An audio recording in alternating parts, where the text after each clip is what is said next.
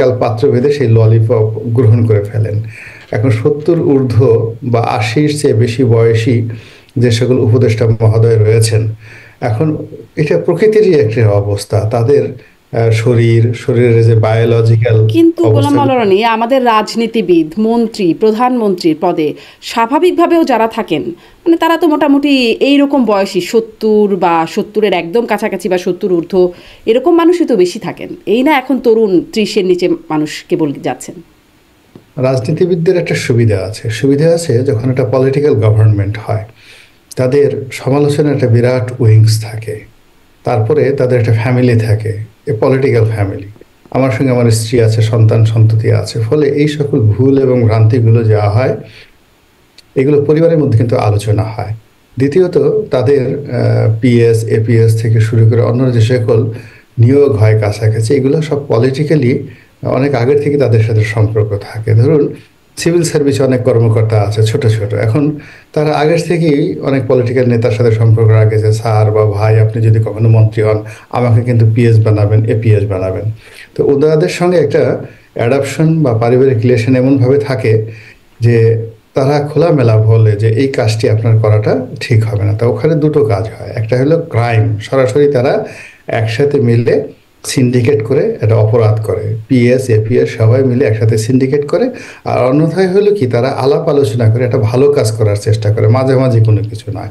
এখানে কনফিউজড হওয়ার মতো যে জায়গা সেটা কম থাকে। কিন্তু এখন এই অন্তর্বর্তীকালীন সরকার যারা আছেন, এরা তো আসলে সবাই নন পলিটিক্যাল, এই ধরনের বিষয় কখনো আশাও করেননি আগে থাকতে।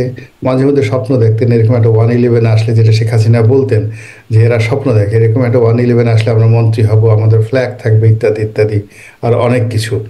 কিন্তু বাস্তবে যখন এসে যাওয়ার পরে যখন সেই সিনেমা নাটকের মতো সামনে আঙ্গুর আসছে, কমলা আসছে, পেয়ারা আসছে, এখন এগুলো তো খেতে হবে, এগুলোকে ফিরিয়ে দেওয়া বলতে গেলে অনেকটা বেয়াদবির মতো। এরা তো আর যা হোক না কেন বেয়াদবি করতে পারে না, ভদ্রতা তো, এরা ভদ্র পরিবারের সন্তান। তো যার জন্য সচিব সাহেব বলছেন যে এটা আপনার প্রাপ্য, আপনারই জিনিস, তা আপনারই জিনিস, এটা আগেও হয়েছে, এখন আপনাকে এটা করতে হবে। তো এটাকে রিফিউজ করা বা এটাকে মানে যাকে বলে ডিনাই করা, এই এটুকু সে বেয়াদবি তারা মনে করেছে, যার জন্য এটা খুব এজন্যই কি সরল। এটাও কি মানে মানে আপনার কথা থেকে একটু মনে হচ্ছে যে বারবার যে বলা হয় স্বৈরাচারের দোসর, আমলা সচিবরা সব স্বৈরাচারের দোসর, কিন্তু তারা আবার বহাল তবিয়তে রয়ে যান, এটাও কি একটা কারণ যে নানান সুবিধা যেরকমটি আপনি বলছেন সেরকমটি পাবার একটা ক্ষেত্র তৈরি হচ্ছে, সুবিধা নেবার একটা জায়গা তৈরি হচ্ছে, এই জন্য স্বৈরাচারের দোসর হবার সত্ত্বেও তারা বহাল তবিয়তে থাকতে পারছেন, বাকিরা যেখানে পারছেন না? ঠিক ওইরকম ওই দৃষ্টিভঙ্গি থেকে আমি বলতে চাই না। এর কারণ হলো এখন বাংলাদেশের সবকিছুই একেবারে ঘোলা পানি, এবং এখানে সবাই অসংগঠিত। মানে রাজনৈতিক দলগুলোর মধ্যে কোনো মিল মহব্বত নেই। দীর্ঘদিন যাদের সঙ্গে বন্ধুত্ব ছিল তাদের মধ্যে এখন শত্রুতা শুরু হয়ে গেছে। এক টেবিলে যারা বসতেন, এমনকি ধরেন বিএনপির 2জন বা 3জন নেতা, তারা এখন নমিনেশন পাওয়া নিয়ে, আগামীতে পদ পদবি পাওয়া নিয়ে নিজেরা মারামারি করছেন। বিএনপি জামাতের মধ্যে যে একটা সম্পর্ক ছিল সেই সম্পর্কটা নষ্ট হয়ে গেছে। আওয়ামী লীগ পুরো মাঠ থেকে নেই, অর্থাৎ আওয়ামী লীগ তাদের সহযোগী যারা লোকজন আছে অলমোস্ট 50% যারা লোকজন তারা আউট অফ দ্য সিনিয়রিও। তো এই যে একটা শূন্য, বিশাল একটা শূন্যতা, এই শূন্যর মধ্যে বাকি যারা আছে তারা খুব ছুটোছুটি করছে, আবার ছুটোছুটি করতে গিয়ে নিজেরা মারামারি করছে। এখন এই নিজে মারামারি করার কারণে টোটাল পলিটিক্যাল ফোর্স, এই পলিটিক্যাল ফোর্সটির মধ্যে আন্তঃসংযোগ নেই, ঐক্য নেই। দ্বিতীয়ত, জনগণ যারা আছে অর্থনৈতিক চাপ, অব্যবস্থা, আইন শৃঙ্খলার যে অবনতি, তারা নিজেদের প্রাণ বাঁচানোর জন্যই প্রচণ্ড রকম ব্যস্ত। কেউ পেট বাঁচানোর জন্য ব্যস্ত, কেউ হৃদয় বাঁচানোর জন্য ব্যস্ত, কেউ প্রেম বাঁচানোর জন্য ব্যস্ত, অথবা কেউ যাকে বলে ব্যবসা বাণিজ্য রক্ষা করার জন্য ব্যস্ত। মানুষ ছুটছে, প্রচণ্ড ছুটছে। এত অভাব, মানে এত অব্যবস্থাপনা, সব মিলিয়ে মানুষ উপদেষ্টাদেরকে নিয়ে, ডক্টর মোহাম্মদ ইউনূসকে নিয়ে, কাউকে নিয়ে চিন্তা করার কোনো সময় নেই। তো এই যে একটা বিশৃঙ্খল অবস্থার মধ্যে একটাই বাংলাদেশে সংগঠিত শক্তি আছে, সেটা হলো আমলা, অর্থাৎ সরকারি কর্মকর্তা কর্মচারীরা। যে 20 লাখ সরকারি কর্মকর্তা কর্মচারী আছেন, তারা সবাই খুব ঐক্যবদ্ধ। তো এই ঐক্যবদ্ধ সোর্সের মধ্যে বা এই ঐক্যবদ্ধ শক্তির মধ্যে ধরুন যারা আছেন ধড়িবাজ, তারপরে চালাক, বদমাশ, দুর্নীতিবাজ, তো এরা তো সবসময় তারা জানে যে কি করে নিজেদের অস্তিত্ব রক্ষা করা যায়, এবং এই যে 20 লাখ বিশাল গ্রুপকে তারা ব্যবহার করতে পারে অ্যাজ এ এই লিডার হিসেবে। ঐক্যবদ্ধ শক্তি কার পক্ষে কাজ করছে? মানে অনেক সময় যেটা অভিযোগ শুনি যে স্বৈরাচারের দোসররা এর মধ্যে রয়ে গেছে, সো তলে তলে তারা ওই পক্ষে কাজ করার চেষ্টা করছে, এরকম অভিযোগ প্রায় আমলাদের বিরুদ্ধে, প্রশাসনের বিরুদ্ধে, যে এই জন্য প্রশাসন কাজ করতে পারছে না বা কাজ করানো যাচ্ছে না প্রশাসনকে দিয়ে, এরকম অভিযোগ তোলা হয়। এই বিশ্লেষণও কি আপনি একটু করবেন যে এই ঐক্যবদ্ধ আমলারা তারা আসলে কার পক্ষে কাজ করে? তারা প্রথমত নিজের জন্য কাজ করছে, একেবারে অ্যাটফার্স্ট নিজের জন্য কাজ করছে। 2 নম্বর হলো যে এই মুহূর্ত তারা চিন্তা করছে যে এখন আমাকে আমার চাকরি বাঁচানোর জন্য, সুযোগ সুবিধা পাওয়ার জন্য কাকে তেল মারতে হবে, তো তাকে তেল মারছে। তৃতীয়ত তারা যেটা চিন্তা করছে যে আগামীতে সম্ভাব্য কে কে আসতে পারে, তো তাদের সঙ্গে তারা নিয়মিত যোগাযোগ রাখছে, বাসায় যাচ্ছে, বা তারপরে শেষে উপহার নিয়ে যাচ্ছে, এবং তাদেরকে যত রকম আশ্বাস দেওয়া যায় দিচ্ছে। এখন এই আশ্বাস দেওয়ার ক্ষেত্রে, যেমন ধরেন টুঙ্গিপাড়া, এখন টুঙ্গিপাড়াতে এখনও আওয়ামী লীগের একটা দাপট আছে। ওখানে যে সকল কর্মকর্তা আছে তারা মনে করছে আওয়ামী লীগ যে কোনো সময় আসতে পারে, ফলে ওখানে তারা আওয়ামী লীগের সঙ্গে নেগোসিয়েশন করছে। আবার চাঁপাইনবাবগঞ্জ, সাতক্ষীরা, চট্টগ্রাম, সিলেট থেকে শুরু করে কিছু কিছু এলাকাতে যেখানে জামাতের ব্যাপক দাপট, তো সেই জায়গাতে দেখা যাচ্ছে তারা জামাতের লোকজনের সঙ্গে নিদারুণভাবে স্যার আসি আপনাদের সঙ্গে। আবার বিএনপির যে সকল নেতাকর্মীরা উপজেলা থেকে শুরু করে, জেলা থেকে শুরু করে ঢাকাতে যারা সুবিধাজনক জায়গাতে আছেন, বড় একজন নেতা আছেন, তাদের বাড়িতে ডিসি হোক, এসপি হোক, টিএনও, ওসি দল বেঁধে আঙ্গুর, কমলা, বেদানা সেগুলো নিয়ে আগামীতে যেন তাদের কোনো অসুবিধা নেই। তো এইভাবে তারা মোটামুটি তাদের হাতে যে আমলাতান্ত্রিক যে পাওয়ারটা রয়েছে, এই পাওয়ারটাকে তারা সব জায়গা থেকে আলো দিচ্ছে, সব জায়গাতে আলো দিচ্ছে। ফলে কি হচ্ছে, তাদের সেই সার্ভিসের যে আলো নর্মালি যেটা হবে সেটা হলো জনগণের উপর পড়বে।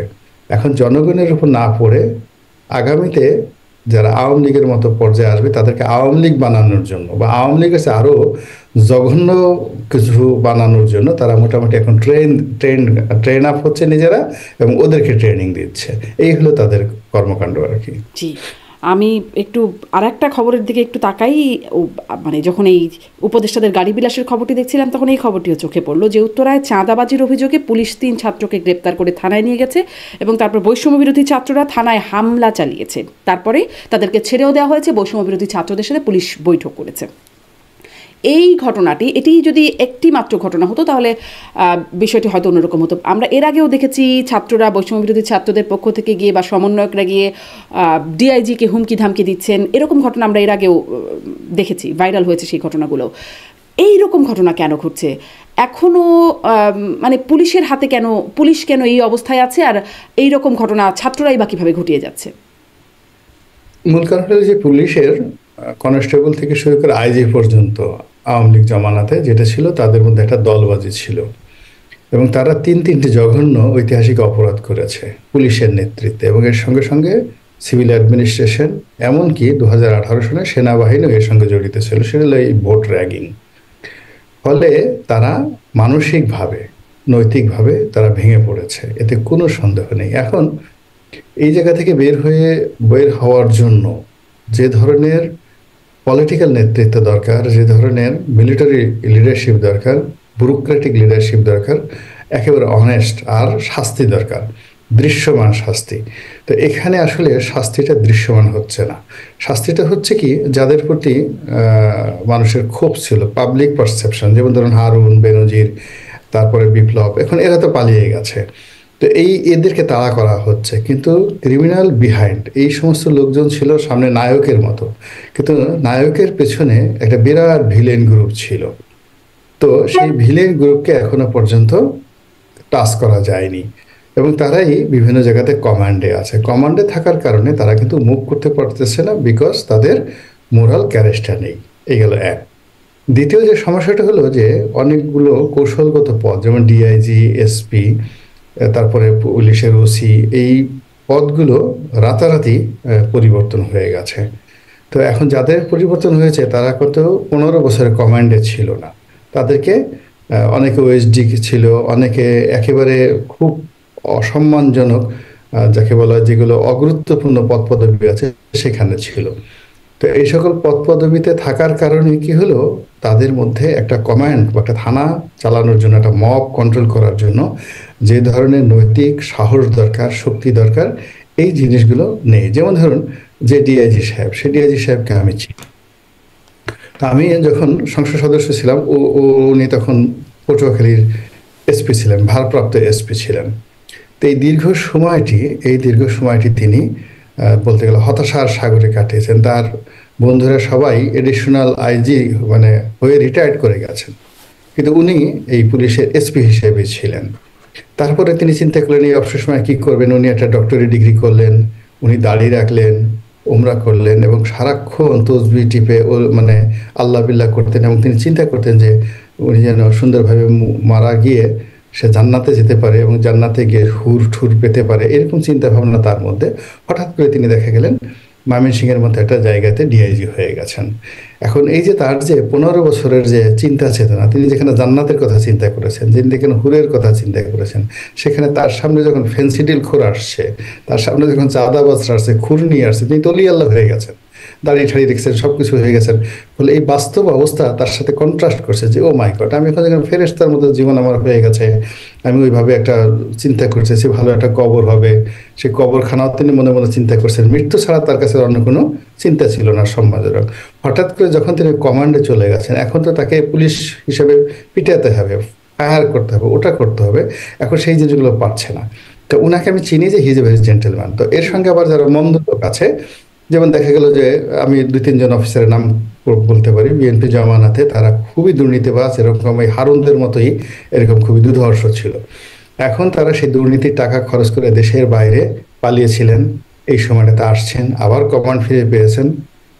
কিন্তু এর মধ্যে কি হলো কি, তাদের ওই যে অতিরিক্ত অর্থ, বেশি অর্থ পাওয়ার কারণে কি হলো, তাদের ছেলে মেয়ে নষ্ট হয়ে গেছে, অনেকের পরিবার নষ্ট হয়ে গেছে, নিজের শরীর স্বাস্থ্য কিডনি নষ্ট হয়েছে, অনেকে হয়তো মন খারাপ ছিল এজন্য একটু ড্রিঙ্কস করছে, বিয়ার খেয়েছে, সমস্ত কিছু খেয়েছে, খাওয়ার পর তার বডিতে এখন সেই ফিটনেসটা নেই। এখন দেখা গেল যে বডিতে যদি ফিটনেস থাকে, হার্ট দুর্বল, তখন যে কোনো সমন্বয়করা আসলে যখন এরকম একজন লোকের একটা ধমক দেয়, তখন ওটার যে রিভোল্ট করার জন্য তার ফিজিক্যাল তো ফিটনেস থাকা লাগবে, এরকম ফিজিক্যাল ফিটনেস নেই। সিভিল সার্ভিস আপনি দেখবেন তেমনি অবস্থায় গেছে, 7 বছর 8 বছর 15 বছর যাবত আউট অফ সার্ভিস। আপনার কথার সাথে মিলে যাচ্ছে যে উপদেষ্টারা, স্বরাষ্ট্র উপদেষ্টা বলেছেন, আপনার অর্থ উপদেষ্টাও বিবিসিকে একটা সাক্ষাৎকারে বলছিলেন যে পুলিশ আগের উদ্যমে নেই, তাদের সেই উদ্যম পুলিশের মধ্যে ফেরেনি। আপনি একটু বলছিলেন যে বিএনপিরও কিছু হারুনের মতো কর্মকর্তারা তারা এই মুহূর্তে দেশে ফিরেছে বা এই পরিবর্তনের পরে দেশে ফিরেছে, কমান্ডিংয়ে গেছে। ছাত্র উপদেষ্টাদের মধ্যে বিশেষ করে নাহিদ এবং আসিফ মাহমুদ, তাদের কাছ থেকে শোনা যাচ্ছে যে বিএনপি বিভিন্ন জায়গায় পুলিশের আইজি থেকে শুরু করে প্রশাসনের উঁচু থেকে নিচু পর্যায়ে বিভিন্ন জায়গায় চাপ দিয়ে লোক ঢুকিয়েছে, তদবির করে বা চাপ প্রয়োগ করে তাদের লোক ঢুকিয়েছে। এই বাস্তবতা বা এই বিষয়টা আসলে বাস্তবতাকে, সেটা কি আপনি বলতে পারেন, জানেন? আমি জানি, বাট এটা খুবই অন্যায় হয়েছে। আমি প্রথম দিন থেকে এটা বিরোধিতা করেছি।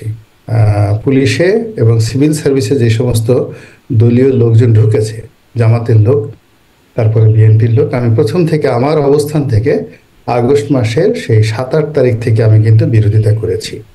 এবং বিরোধিতা করেছি যে এই কর্মকাণ্ডের ফলে সবার আগে বিএনপি জামাত বিপদে পড়বে, এবং এখন তারা বিপদে পড়ে গেছে। যে নির্বাচনটা শতভাগ হওয়ার কথা, একেবারে 100% নির্বাচন দিয়ে ডক্টর মোহাম্মদ ইউনূস চলে যাবেন। এখন আবার আর একটা 111-এর কথা হচ্ছে, আর একটা 211-এর কথা হচ্ছে, নির্বাচন হবে কি হবে না। এই যে অনিশ্চয়তা, এই অনিশ্চয়তাটা তৈরি করেছে এই আমলারা, যারা বিএনপি বা জামাতের প্ল্যাটফর্ম ব্যবহার করে তারা জায়গা মতো পৌঁছে গেছে। জায়গা মতো পৌঁছে গিয়ে তারা কিন্তু বিএনপি এবং জামাতকে কোনো সার্ভিস দিচ্ছে না। যেমন দেখা গেল যে একটা এলাকাতে বিএনপির দুষ্ট লোকেরা চাঁদাবাজি করছে।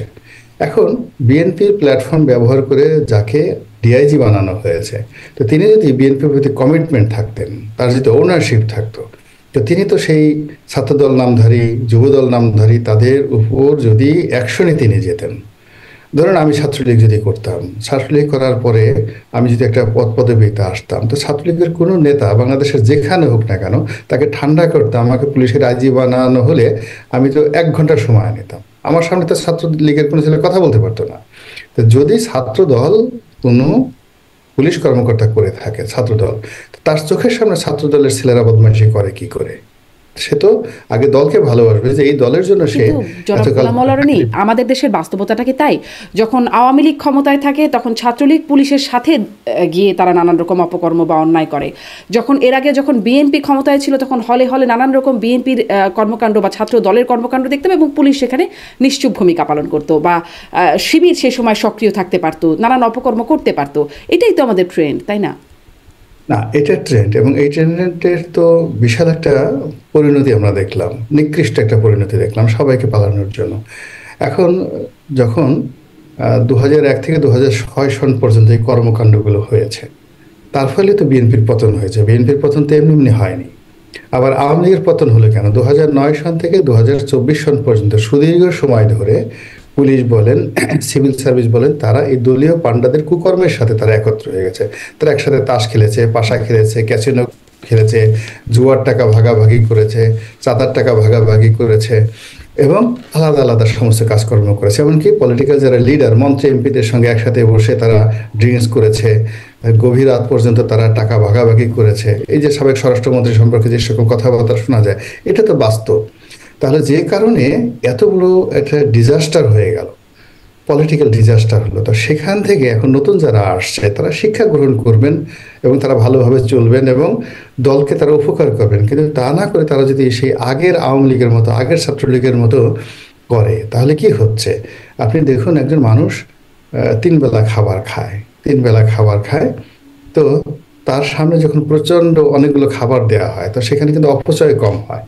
তো ছাত্রলীগ যুবলীগ যে অপকর্মগুলো করতে করতে করতে করতে করতে এমন অবস্থা, দে আর ফুলফিল্ড। তাদের ডিমান্ড তখন শেষের দিকে খুব কম এসে গেছিল, তারা অনেক উদার হয়ে গেছিল, তাদের শরীরে মেয়ে চর্বি জন্ম নিয়েছিল। আর এখন যারা আছে এরা সবাই বুভুক্ষ, দীর্ঘদিন যাবৎ ক্ষুধার্ত, সারা শরীরে অস্থি মজ্জা সব এক হয়ে গেছে।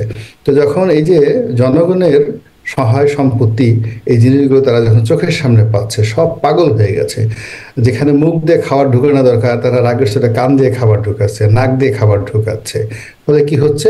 পুরো জিনিস তছনছ, নিজেরা তছনছ হচ্ছে, দেশ জাতির সব তছনছ হচ্ছে, এবং এই সুযোগগুলো কিন্তু এই আমলারা এখান থেকে নিয়ে নিচ্ছে। তার মানে আসলে শেষ পর্যন্ত আমি এই প্রশ্নটা শেষের দিকে কোথাও এক জায়গায় করতেই চাচ্ছিলাম যে পরিবর্তনটা কোথায় হলো? এত বড় বিপ্লব, গণ অভ্যুত্থান করার পরে পরিবর্তনটা কি হলো? আমি আসি সেই প্রশ্নটা, অনেকগুলো প্রশ্নের পরে নিশ্চয়ই সেই প্রশ্নটা আরও যৌক্তিক হবে। মানে শুধু আপনি রাজনৈতিক দলের কথা বলছিলেন, আমরা যদি ছাত্রদের দিকে তাকাই, তারা এখন দল গঠন করার কথা বলছে এবং তারা তাদের কার্যালয় নিচ্ছে, নানান আয়োজন করছে, বিভিন্ন জায়গায় সভা সমাবেশ বিভিন্ন আয়োজন করছেন, বেশ ধুমধাম করে সেগুলো পালনও করা হচ্ছে। এই যে অর্থ, সেগুলো তারা কোথায় পাচ্ছে? এরকম একটা প্রশ্ন আমি মাসুদ হান্নান, সমন্বয়ক এবং আলোচিত এবং পপুলার মুখ, তাকে জিজ্ঞাসা করছিলাম যে এই যে রূপায়ণ টাওয়ারে আপনাদের অফিস, এটার ভাড়া আসলে কে দেয়? তিনি আসলে আমাকে এটার স্পষ্ট কোনো উত্তর দেননি। তিনি বলছেন এগুলো কোনো দলই প্রকাশ করে না। আপনার কাছে দুটো প্রশ্ন। এক, আপনি আওয়ামী লীগও করেছেন, বিএনপিও করছেন, দলগুলো কি আসলে প্রকাশ করে না যে তারা যে কার্যকলাপগুলো করছে তাদের অর্থের উৎসটা কি? এটা কি দলগুলো প্রকাশ করে না? এটা একটু শুনি, তারপরে আসলে শুনবো যে এই যে কর্মকাণ্ডগুলো যেগুলো নিয়ে আলোচনা হচ্ছে, যে টাকার উৎস কি, এগুলোও কি আসলে যে জুলাই চেতনার সাথে, মানে যেটি নিয়ে বারবার জুলাই চেতনা করে বলা হয়, তার সাথে যায় নাকি সাংঘর্ষিক? দুটো প্রশ্ন। প্রথমত, যে জুলাই আগস্টের কোনো চেতনা ছিল না, কোনো চেতনা ছিল না, আমরা অবচেতন ছিলাম। এখানে বাস্তবতাটা হলো যে আমরা শেখ হাসিনার পতন চেয়েছি আগস্ট মাসের একেবারে প্রথম সপ্তাহ থেকে, আর জুলাই পর্যন্ত আমরা কোটা চেয়েছি এবং আগস্ট মাসের প্রথম সপ্তাহে আমরা চেয়েছি যে এই কোটা বিরোধী আন্দোলন যারা করছেন তাদের উপর যে জুলুম এবং অত্যাচার হচ্ছে, এটার বিচার চাইছি। এবং সেই বিচারের জায়গায় যখন অবিচার হয়েছে, তখন আমরা শেখ হাসিনার পতন চেয়েছি মনে মনে, আর আল্লাহর কাছে দোয়া করেছি যে আল্লাহ, আমরা তো পারতেছি না, আমাদের কোনো শক্তি নাই, সামর্থ্য নাই, তুমি তাদেরকে, আল্লাহ তুমি শেখ হাসিনাকে উঠাই নিয়ে যাও, ভেস্তে নিয়ে যাও, আমাদেরকে রক্ষা করো। কিন্তু আল্লাহ রাব্বুল আলামিন যে অলৌকিকভাবে তাকে উঠিয়ে নিয়ে গেছে, এবং আমরা প্রকাশ্যে ঘোষণা দিয়েছি শেখ হাসিনার এক দফা। এটা আপনি দেখবেন যে আগস্টের 5 তারিখে তো হলো, আগস্ট মাসের 1-2 তারিখের দিকে হয়তো এই কথাগুলো খুব মিনমিনিয়ে আমরা এই কথাগুলো বলেছি। এখন ছাত্রদের কথা বলেন আর অন্য যাদের কথাই বলেন, এরা সবাই সন্ত্রস্ত ছিল। আপনি চিন্তা করুন, হারুন সবাইকে ধরে নিয়ে গেছে, ধরে নেওয়ার পরে ওখানে যারাই গেছেন তারা সবাই কিন্তু তার কাছে আত্মসমর্পণ করেছেন, স্বেচ্ছায় তারা বক্তৃতা দিয়েছেন, বিবৃতি দিয়েছেন, তাদের আত্মীয় স্বজন সবাই বলেছেন যে না, তারা ওখানে খুব রাজার হালে ভালো আছেন, কোনো সমস্যা নেই। তো এই বাস্তবতা এত দ্রুত যদি আমরা রাতারাতি রয়্যাল বেঙ্গল টাইগার হওয়ার চেষ্টা করি, আমার কাছে এটা অনভিপ্রেত মনে হচ্ছে, নাম্বার ওয়ান। নাম্বার টু হলো যে ছাত্ররা যে কাজগুলো ছাত্ররা কিন্তু করছে, বলছে গোলাম মাওলা নেই, তারা স্বেচ্ছায় বক্তব্য দেয় নাই, তাদেরকে বক্তব্য দিতে বলা হয়েছে, তারা সেটা মানে স্বেচ্ছায় কোনোভাবেই ছিল না। এটা ও তো স্বেচ্ছায় তারা বক্তব্য দেয়নি, তাদেরকে যাকে বলা হয় সামান্য ট্রিটমেন্ট দেওয়া হয়েছে, ভয় দেখানো হয়েছে, পিটনি দেওয়া হয়েছে, ওই অনেকের শরীরে দেখবেন যে আঘাতের চিহ্ন রয়েছে। কিন্তু এই বাংলাদেশে ধরেন তারেক রহমান সাহেব, এখন তারেক রহমান সাহেবকে তো 111-এর সময় ধরে ফ্যানের সঙ্গে টানিয়ে বেদম প্রহার করে মেরুদণ্ড ভেঙে দেওয়া হয়েছে। তারপরে ওই বড় বড় জামাতের নেতা, বিএনপির নেতা সবাইকে তো গুম করে মেরে ফেলা হয়েছে, কিন্তু রাজনীতি থেকে তো তারা কখনোই এইভাবে স্বেচ্ছায় কোনো বক্তব্য দিয়েছেন বলে যারা নাই, যারা দিয়েছেন তারা রাজনীতি থেকে অ্যাবান্ডেন্ট হয়ে গেছে। তো সেক্ষেত্রে প্রচলিত রাজনীতির যে তাহলে স্ট্রেংথ বা আরেকটা প্রশ্ন একটু পলিটিশিয়ানদের মাঝখানে যে করে ফেলি গোলাম মাওলা নেই, তাহলে যে বলা হয় যে তারেক রহমান এবং একটা নথিও দেখানো হয়, সেটিও মানে পত্রিকাগুলোতে দেখেছি, তারেক রহমান ওই ঘটনার পরে মুচলেকা দিয়ে দেশ ছেড়েছেন যে তিনি আর কখনো রাজনীতি করবেন না। এই বিষয়গুলো কি সত্য নয়? না, এগুলো বিষয়গুলো হয়তো সত্য, এগুলো অবশ্যই সত্য, কিন্তু রাজনীতিতে এই বিষয়গুলো কখনো সাস্টেইন করে না। রাজনীতিতে সাস্টেইন করে অনেকগুলো কথা, যেমন শেখ হাসিনা একেবারে এরশাদ সাহেবের কাছ থেকে কত কোটি টাকা নিয়েছেন, গুনে গুনে কিভাবে টাকা নিয়ে 1986 সনে নির্বাচন করেছেন, ইট ইজ ওপেন সিক্রেট। কিন্তু আমরা এগুলো আলোচনা করি না যে উনি সে বস্তা ভরে ভরে টাকা সুধা সদনে পৌঁছে দেওয়া হয়েছে। আবার এরশাদ সাহেবকে দলে ভিড়ানোর জন্য তারেক রহমান সাহেব টাকা দিতে চেয়েছেন এরশাদ সাহেবকে, সেই তার যে 2006 সনে যে নির্বাচন হওয়ার কথা ছিল সেখানে তিনি এরশাদ সাহেবকে দলে ভিড়ানোর জন্য। এখন ওখানে এরশাদ সাহেবের সাথে তার ডিলটা হয়নি। এখন যদি বলা হয় যে এরশাদ সাহেবকে 30 কোটি টাকা বা 40 কোটি টাকা দিতে চেয়েছেন, তিনি কোথায় টাকাটা পেলেন, কেন দিতে চেয়েছিলেন? তো এই জিনিসগুলো আসলে আমাদের রাজনীতির একটা নোংরা বিষয়, এটা ওপেন সিক্রেট। তো সেই ওপেন সিক্রেটের কারণে কি হচ্ছে, ছাত্ররা ঠিকই বলেছেন যে আপনি আমাদের এই রূপায়ণটার অফিস নিয়ে প্রশ্ন করছেন। তো আপনি একটু আওয়ামী লীগের যত বড় একটা অফিস হলো বঙ্গবন্ধু এভিনিউতে, এটা তো 100 কোটি টাকার মূল্যের অফিস, কিভাবে হলো? কিংবা বিএনপির যে পল্টন অফিসটি আছে, ওটাও তো একটা বিশাল 100 কোটি টাকার একটা বিল্ডিং, সেখানে উপরে থেকে নিচ পর্যন্ত এরকম একটা বিল্ডিং মেনটেন করতে তো মাসে 10-20 লাখ টাকা খরচ যায়, অন্য সব বাদ। তো এই টাকাটা বিএনপি কোথেকে পায়? তারা যে নির্বাচন কমিশনে তাদের আয় ব্যয়ের একটা হিসাব দেয়, তার মধ্যে কি এই বিষয়গুলো থাকে না?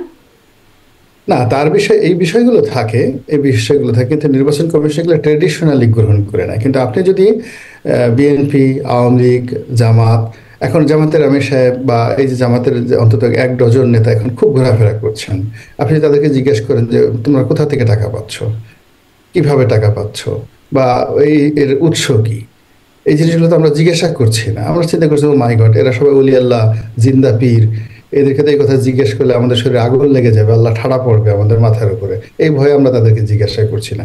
আমরা এই ছাত্র বেচারা তাদেরকে সহজ সরল পেয়েছি, তরুণ পেয়েছি, এখন তাদেরকে যা পাচ্ছি জিজ্ঞাসা করছি গাড়ি কেন, বাড়ি কেন, হঠাৎ করে তোমার ভুঁড়ি হইলো কেন, এই মোটা হয়ে গেছে, তাজা হয়ে গেছে, যা পাচ্ছি তাই করছি। খালি এদেরকে বাদ দিয়ে আপনি একটু বিএনপি যে সমস্ত লোক এই গত 6 মাসে মোটা তাজা হয়ে গেছে, তারপর জামাতের যে সমস্ত লোক দেখবেন যে হঠাৎ করে রয়্যাল বেঙ্গল টাইগার হয়ে গেছে, এমন জোরে জোরে কথা বলছে, এখন তারা মুক্তিযুদ্ধের নতুন ইতিহাস তারা রচনা করছে, কিন্তু আমরা তো তাদেরকে সরাসরি জিজ্ঞাসা করতে পারছি না, কথা বলতে পারছি না। এটার পিছনে গোলাম মাওলা রানী এটি একটা কারণ যে তারা সবাই তাদের একটা কর্মস্থান আছে বা তাদের একটা চাকরি বাকরি বা ব্যবসা বাণিজ্য আছে। ছাত্ররা তো ছাত্র, তারা তো নিজের পকেটের টাকা বলতে বা নিজের ইনকাম বলতে কিছু নাই। এটা একটা কারণ কিনা। এবং আরও একটা কারণ বলে যেটি মনে হয় যে তারা তো বলছে তারা পুরাতন রাজনৈতিক বন্দোবস্ত বদলে দিতে চায়, তারা নতুন রাজনৈতিক বন্দোবস্তের কথা বলে। নতুন কিছু তো দরকার, মানে কিছু তো দেখাতে হবে। তারাও যদি বলে পুরনোরা দেয় নাই, আমরা কেন বলবো, কে আমাদের টাকা দেয়, সেটিকে খুব যৌক্তিক শোনাবে। তাহলে নতুন রাজনীতি শুরুটা কোথায় হলো?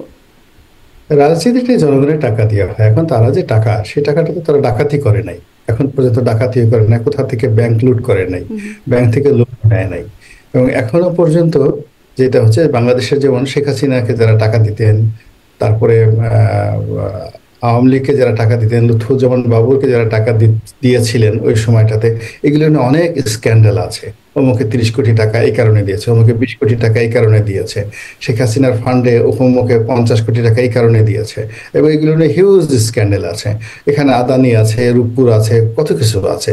তো সেই দিক থেকে মানে এই গত কয়েক মাসে বিতর্কিত কোনো জায়গা থেকে ছাত্রদের এরকম ফান্ডে 2, 4, 10 কোটি 20 কোটি টাকা দিয়েছে, এরকম তো কোনো বদনাম আমরা এখন পর্যন্ত শুনিনি। এখানে যেটা হলো, যেটা বাস্তবতা আমি আন্দাজ করি, সেটা হলো যে অনেকে পিঠ বাঁচানোর জন্য দেখা গেল যে তারা একটা অ্যামাউন্ট তাদের কাছে দিচ্ছে। এটা হতে পারে, অথবা দেখা গেল যে সরকারের একটা ফান্ড থাকে, ডিজিএফআই এর ফান্ড থাকে, গোয়েন্দা সংস্থাগুলোর একটা ফান্ড থাকে কিংস পার্টি তৈরি করার জন্য। এটা অতীতকালে ফেরদৌস আহমেদ কুরেশিকে দিয়ে যেমন মঈনুদ্দিন ফখরুদ্দিন চেষ্টা করেছে কিংস পার্টি করার জন্য, সেখানে হিউজ ইনভেস্টমেন্ট ছিল। এমনকি ডক্টর মোহাম্মদ ইউনূসকে দিয়ে যে কিংস পার্টি করানোর চেষ্টা করা হয়েছিল, সেখানেও সরকারের ওই সময়টাতে অবশ্যই একটা ইনভেস্টমেন্ট ছিল। আবার দেখুন, এই যে 24-এর নির্বাচন হলো, আমি ডামি স্বামী নির্বাচন, তো সেখানে যাদেরকে ডামি দাঁড় করানো হয়েছে, যাদেরকে গৃহপালিত বিরোধী দল করা হয়েছে, এরকম সবাইকেই কোটি কোটি টাকা দেওয়া হয়েছে। ওই যে ইব্রাহিম সাহেব, জেনারেল মোহাম্মদ ইব্রাহিম সাহেব, তিনি তো বলেছেন যে তার 12 কোটি না 13 কোটি টাকার ব্যাংক লোন, এটা সম্ভবত মাফ করে দেওয়া হয়েছে অথবা টাকা দেওয়া হয়েছে, এই কারণে তিনি বিএনপি জোট ছেড়ে চলে গেছেন। আবার আপনি দেখবেন যে রাজপথের সামনে চাল নাই, চুলু নাই, অন্তত 10 থেকে 20 জন লোক, তারা ওই 50-60 জন লোক ভাড়া করে প্রেস ক্লাবের সামনে ইচ্ছা মতো মানে মানুষের টাকা নিয়ে, ধরেন আমার টাকা নিয়ে আমি বললাম যে ঠিক আছে তুমি আমাকে গালাগালি করো, তো এই আমাকে গালাগালি করলো। আবার আমি টাকা দিয়ে বললাম যে শারমিনকে গালাগালি করো, তো তারা আবার 1 ঘন্টা শারমিনকে গালাগালি করলো। তো এরকম বাংলাদেশে গালাগালি পার্টি আছে 50 থেকে 60 জন। এরা মূলত বিভিন্ন গোয়েন্দা সংস্থার টাকা বা রাজনৈতিক দলগুলো টাকা দিয়ে চলে। তারা অনেক সময় বিএনপি টাকা নিয়ে জামাতকে গালি দেয়, জামাতের টাকা নিয়ে বিএনপি গালি দেয়। এদের কোনো নৈতিক চরিত্র নাই। এরা যখন যে পাত্রে যায় সেই পাত্রে তারা এই কাজগুলো করে। এবং কি ছাত্ররা এটা স্পষ্ট করছে না যে তাদের টাকার উৎসটা কি, বা কোথা থেকে তারা এই কার্যালয় পাচ্ছে, আয়োজন করার টাকাটা আসছে? মানে প্রথমত ছাত্রদের এই বিষয় নিয়ে আমি এখন প্রশ্ন করতেই বা আলোচনা করতেই রাজি না। বিকজ আপনার চারিদিকে যেখানে জীবাণু, চারিদিকে যেখানে অন্ধকার, চারিদিকে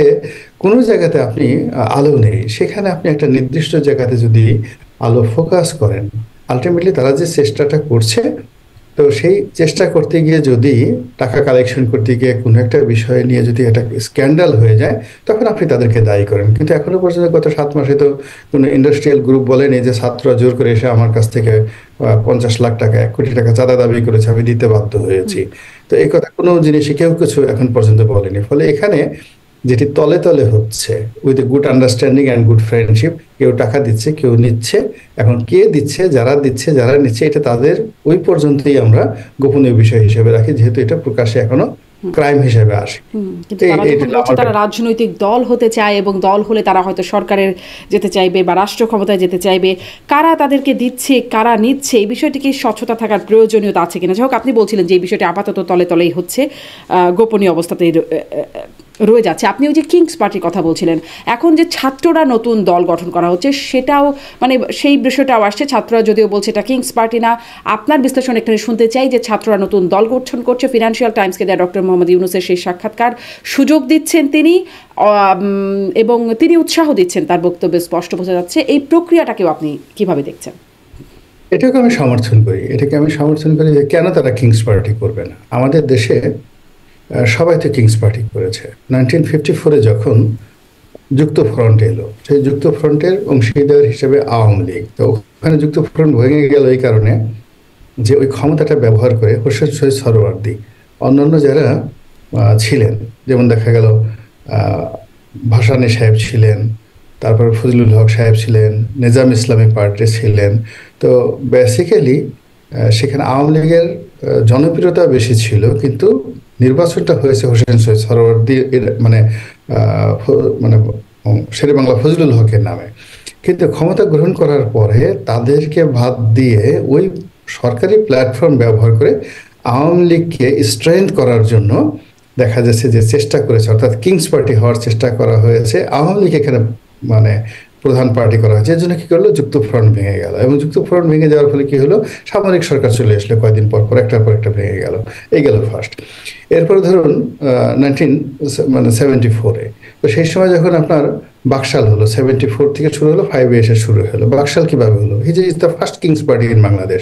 সেটা তো ক্ষমতা থেকে ত্যাগ করে রাজপথে গিয়ে তারপর তো কোনো পার্টি হয় নাই, ক্ষমতায় বসে সমস্ত প্রোটোকল নিয়ে কিংস পার্টি হয়েছে। বিএনপির কথা চিন্তা করেন, বিএনপি দুটো দল করলো, প্রথমে জাগো দল করলো, তারপর বিএনপি করলো। পুরো সময়টাই তারা ক্ষমতাকে ব্যবহার করেছে। উনি জিয়াউর রহমান সাহেব সারা বাংলাদেশ ভ্রমণ করেছে হেলিকপ্টারে করে। তারপর শেষে তার যারা কর্মকর্তা লোক আছে, অর্থাৎ আওয়ামী লীগ যে কাজটি 10 বছর বসে করেছে, তারা সেই কাজটি অলমোস্ট 3 থেকে 4 মাসের মধ্যে পুরো সংগঠনটাকে তারা করে ফেলছে। এর কারণ হলো সে রাষ্ট্রীয় লজিস্টিক সাপোর্ট, গাড়ির দরকার গাড়ি, হেলিকপ্টার দরকার হেলিকপ্টার। উনি শুধু একা না, প্রেসিডেন্ট জিয়া নিজে, তার সঙ্গে সঙ্গে ওনার যারা মন্ত্রী ছিলেন, বি চৌধুরী ছিলেন, অন্য ছিলেন, তারা সারা দেশে ব্যাপক ভ্রমণ করে আওয়ামী লীগের 10 বছরের কাজ তারা মোটামুটি 2 মাসে গুছিয়ে নিয়ে আসছে। ডেইলি 20 থেকে 25টা পাবলিক মিটিং তারা করেছে ওই সময়টাতে হেলিকপ্টার করে। এখন ইউনূস সাহেব বলতে পারে ঠিক আছে, জিয়াউর রহমান সাহেব ওই সময়টাতে 20টা হেলিকপ্টার ব্যবহার করেছে। এখন দেশ উন্নয়ন হয়েছে, দেশে তো এখন অনেক হেলিকপ্টার আছে, আমরা এখন ডেইলি 40টা হেলিকপ্টার ব্যবহার করে আগামী 3 মাসের মধ্যে টেকনাফ থেকে তেঁতুলিয়া পর্যন্ত আমার ছেলেরা এই কমিটি করবে। যেহেতু অতীতে এটার রেকর্ড আছে, আপনি কিভাবে এটাকে জাস্টিফাই করবেন বলেন? তারা তো করেছে। আচ্ছা, তাহলে কিংস পার্টি হওয়াতে কোনো অন্যায় আপনি দেখছেন না, মানে আমাদের রেকর্ড তাই বলে যে কিংস পার্টি হওয়া যায়।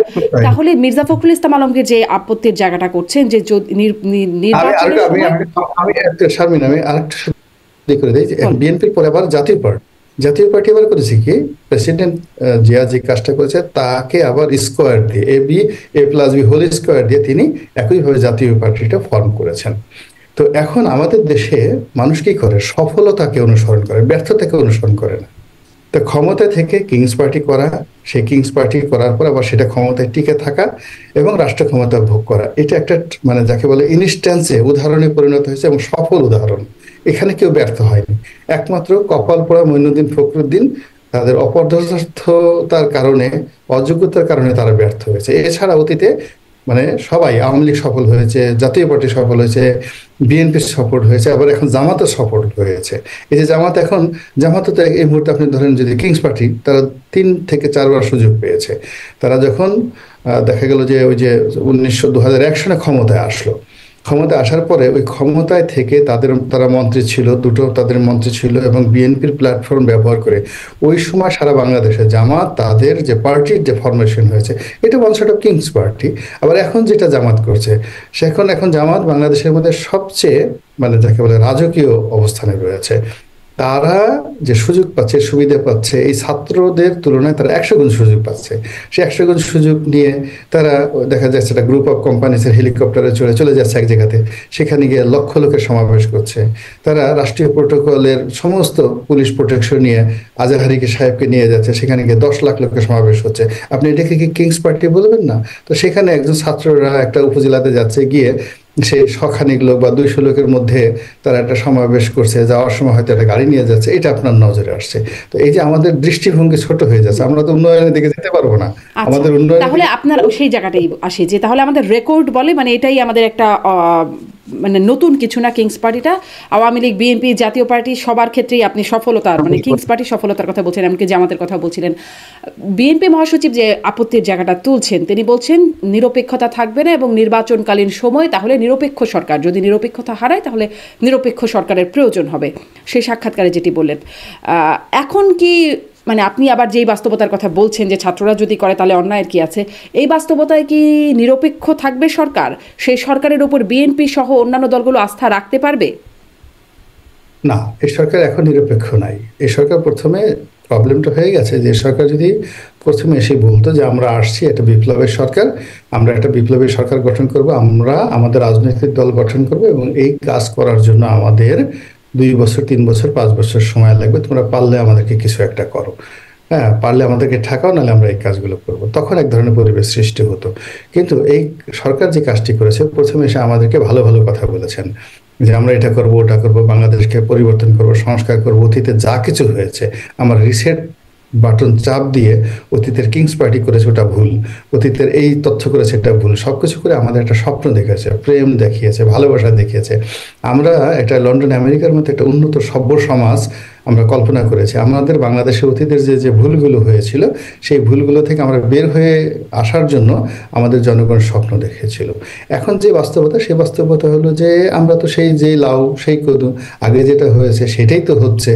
এজন্য মির্জা ফখরুল সাহেব থেকে শুরু করে অন্য যারা সবাই আছে তারা হতাশ যে আপনি যদি প্রথম দিন থেকে বলতেন তাহলে আর আমরা যে আপনাদের সাথে দেখা করেছি, কথা বলেছি, সমর্থন দেওয়ার চেষ্টা করেছি, 2 বছর যৌক্তিক সময় দেওয়ার চেষ্টা করেছি, তো এই জিনিসগুলো তো আমাদের হতো না। আমরা প্রথম দিন থেকে আমাদের ডেস্টিনেশন, আমরা আপনাদের সঙ্গে আওয়ামী লীগের মতো ফাইটে যেতাম অথবা আপনাদেরকে আওয়ামী লীগের মতো ভয় পেতাম, দুটোর একটা করতাম। কিন্তু একই অবস্থা, একবার বুকে টেনে নিলেন, হ্যাঁ, এখন আবার আমাদেরকে দূরে সরে দিচ্ছেন।